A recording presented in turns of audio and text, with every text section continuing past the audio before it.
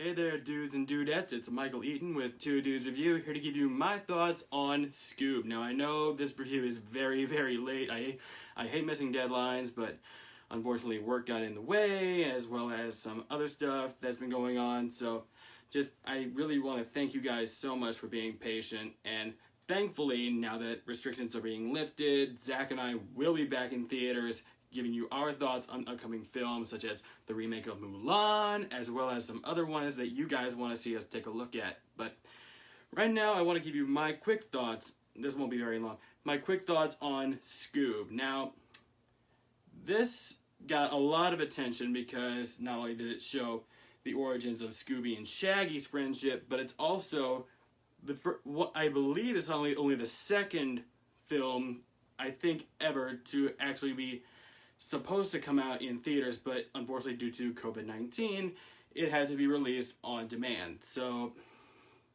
that is that for it. Overall, I gotta say I'm pretty split. I managed to watch a little bit of it on YouTube, but I got the general gist. Now, I will say this. The things that are good in this movie are all the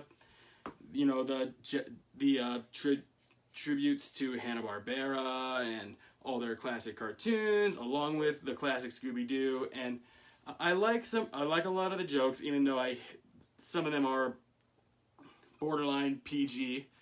And overall, I like seeing Frank Welker.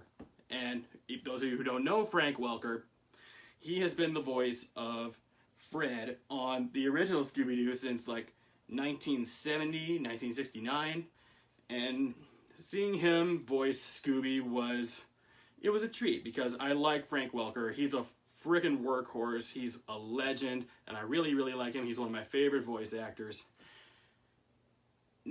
And also, a beacon of light in this film is Mark Wahlberg as Blue Falcon, because it's Mark Wahlberg. He can do almost no wrong other than The Happening and a few others, but he's also one of my favorites, and I like hearing his voice in this. Now,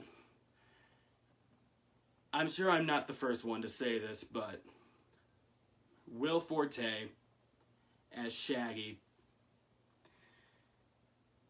God bless him, I'm sure he tried, but he's just not Matthew Lillard. He's not Casey Kasem.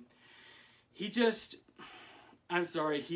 was not the right fit for Shaggy, in my opinion. I'm sure you guys will disagree, but I just think that Matthew Lillard, who played Shaggy in the live-action movies, as well as some other animated Scooby-Doo projects, he just got Shaggy so well.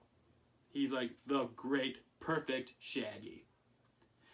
And I'm sorry, I think Will Forte can be funny. It's just he wasn't good in this. I'm sorry.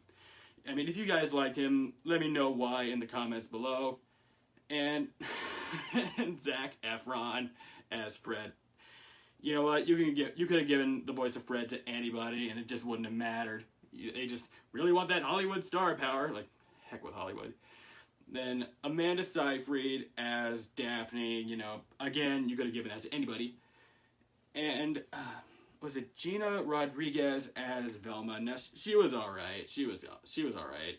I'm not gonna talk a whole bunch of garbage about the voice acting, even though the majority of it is wrong. I'm not gonna hold that against it. So, I mean, overall, Zach told me that when he saw this, he really liked it. And, I mean, I liked it too, mainly for the humor and the ties to Hanna-Barbera, but overall, it's a pretty mediocre Scooby-Doo project, in my opinion. I just think films like Scooby-Doo on Zombie Island and Cyber Chase, and even Scooby-Doo 2 Monsters Unleashed is a pretty guilty pleasure of mine. I don't know what to say. It's just another Scooby-Doo project that just exists. And I don't think it's going to leave that big of an impact on people. And if it does it for you, that's great. But it just doesn't do it for me. That would be Zombie Island, Cyber Chase, and Monsters Unleashed, and even What's New Scooby-Doo also does it for me. One of the older animated shows.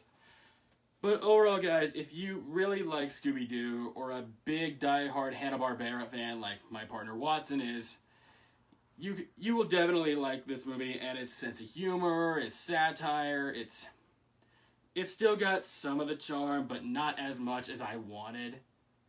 But for kids, it's passable, it's fine, it's just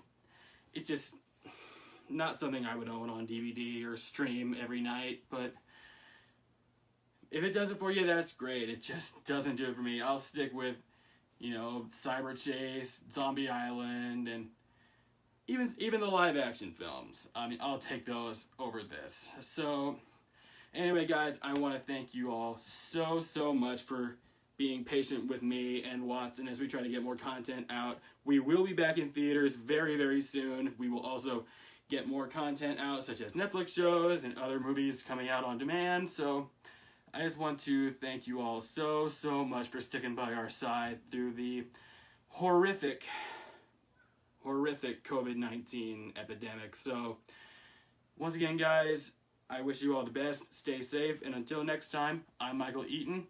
Take care, dudes and dudettes.